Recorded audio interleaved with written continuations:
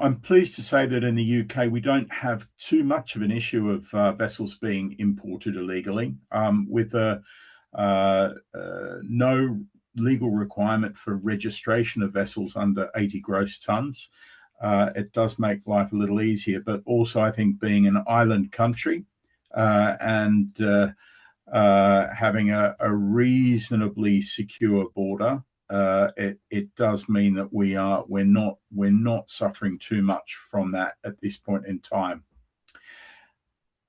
In terms of counterfeit safety equipment, we have experienced some problems in the past with not so much counterfeit equipment, but more substandard equipment. They've been identified through faulty equipment, heaving lines, life jackets, buoyancy aids, and so on, which have not been built to an international standard. And as those have come to light, the regulators have been able to jump on those relatively quickly and to be able to issue safety bulletins and to have them taken offline. These are typically through online retailers, but generally speaking, that we're finding that it's not too much of an issue these days. I think one of the things that's helped greatly in that area is as education has continued to grow, we have a fairly good base of experienced and well-educated boaters that are going through courses. They're learning about this equipment, and they're learning to differentiate between what's good and what's not, so they can make their own decisions. On the topic of e-commerce, confusion and market risk, we do find that I think, like most nations, obviously with the increase in online selling, that seems to be the favoured means of selling equipment that is perhaps substandard or counterfeit. But the advantage, again, to the UK being relatively closed borders, is that when those issues are identified online, they're relatively easy to then shut down. We're not looking at massive borders compared to many other countries, and again, being an island nation makes it a little easier to contain some of those issues. On the topic of collection of data around boating safety, we have several key organisations that work quite closely together in the UK.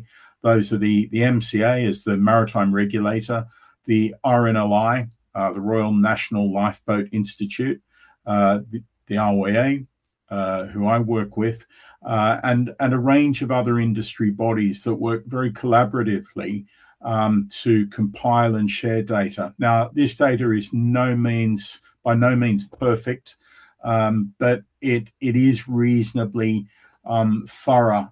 Most of that data tends to be gathered and promulgated through the RNLI, which is a very effective organisation at capturing and reporting on the rescues that they're involved in. And that information is then shared across the industry, across the sector on an annual basis. And that information is publicly available through the annual reporting process. And then on the topic of measuring impact and of education and outreach, the most effective means that we have of measuring effectiveness is really, we do monitor closely the number of rescues by the RNLI, and certainly, of course, like most nations, we monitor very closely fatality rates. And I'm pleased to say that the number of fatalities from boating related incidents in the UK is extremely small, and actually on an average year, we're seeing that number falling. We're also able to compare information on incidents and accidents across different boating activities and different water-based activities as well. And there's some really interesting things that come to light there. But I think the overriding message that comes through for us is that boating in the UK is safe. It's extremely safe, and particularly when compared to other sports and other activities. And there's absolutely no question at all that the fact we train 290,000 people a year, both in the UK and abroad, is without question making boating safer in both the UK and outside the UK. All right. Well, I'll start on the first question. So, look, just to be upfront, the compliance and enforcement really sits with our national regulators in Australia, not with me. So, in Australia, that's the Australian Recreational Boating Safety Committee, so the ARBSC, and also the state regulators. So. I'll keep my contribution on this one here pretty narrow, I'd say. But what I can say is that Australia operates a dual identifier regime. So every recreational vessel carries a hull identification number, and most powered boats also carry what we call an Australian builder's plate, which sets out the safe capacity, load, and the engine limits of the vessel as well.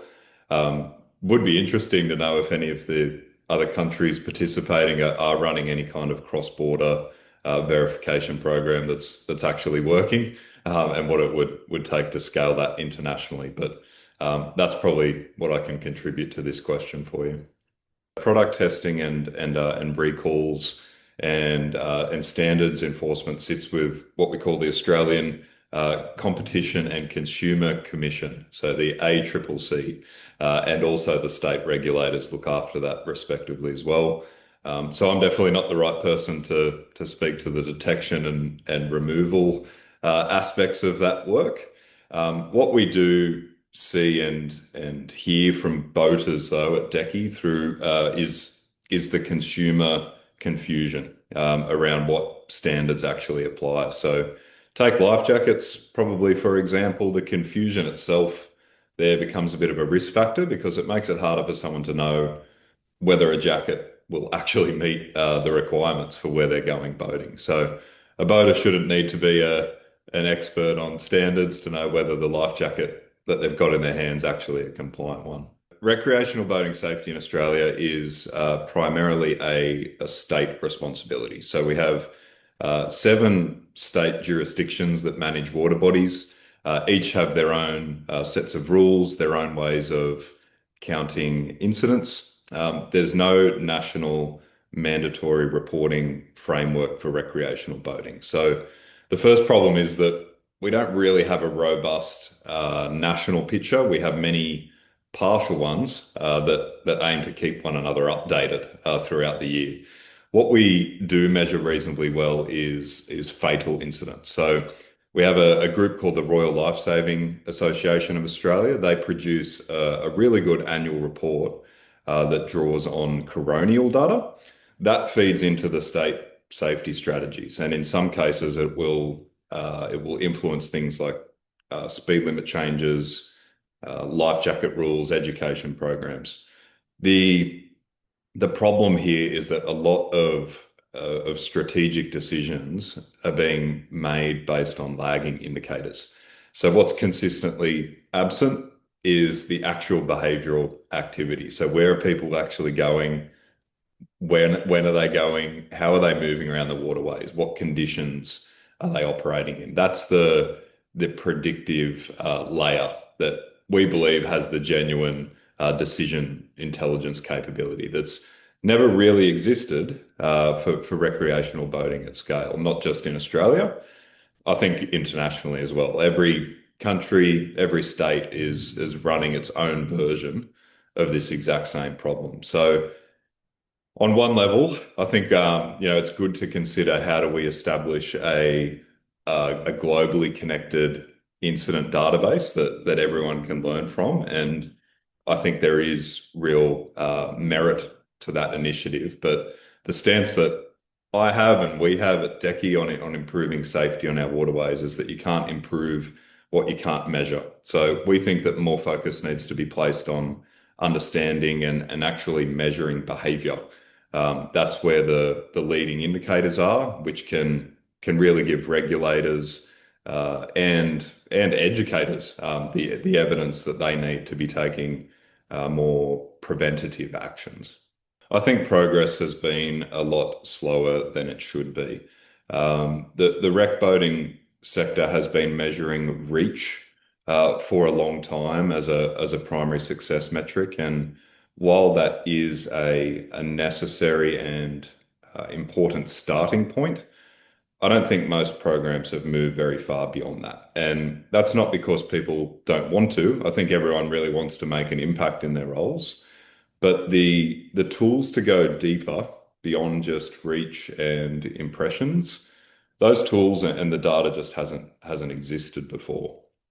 And survey-based approaches, they will add some insight into participation and intention and recall, and that work has real value. But surveys have a fundamental limitation that's worth noting and calling out, which is people will tell you what they think you want to hear or what they think that they do, which isn't always what they're actually doing when they're out on the water. So intention and behavior are not the same thing. And when your safety outcomes are depending on what people are actually doing, that's the visibility gap that really matters.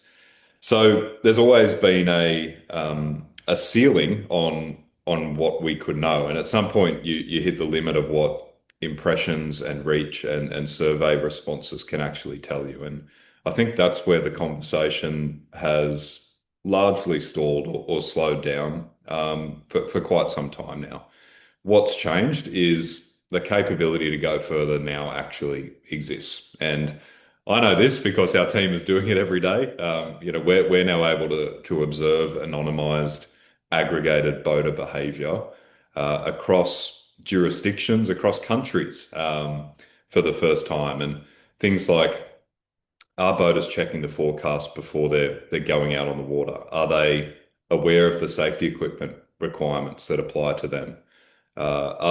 Is speed compliant in regulation zones? So all these kinds of things, we see that now. And I believe that this changes that conversation around measuring pretty significantly because we can now answer the question that many countries and agencies have always struggled to answer accurately, which is, did our campaign actually change what people did on the water?